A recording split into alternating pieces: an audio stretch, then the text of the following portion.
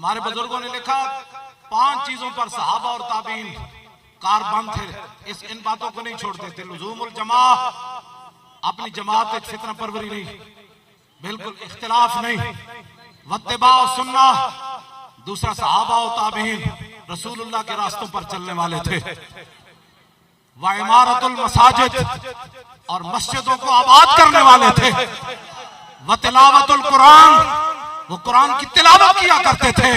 वल जिहादु फी सबीलिल्लाह, अब लब्बैक का यही मंशूर है, मस्जिदों को आबाद करो, नमाज़ें पढ़ो, कुरान पढ़ो, उन रास्तों पर चलो जिन रास्तों के रसूलुल्लाह चले, आपके गुलाम चले।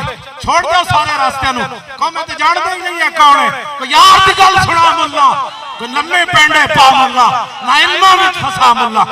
हुजूर की बात करो, हाँ जागते सोते जागते हुजूर की बात करो। मेरे आका मौला बदर में कैसे तशरीफ ले गए,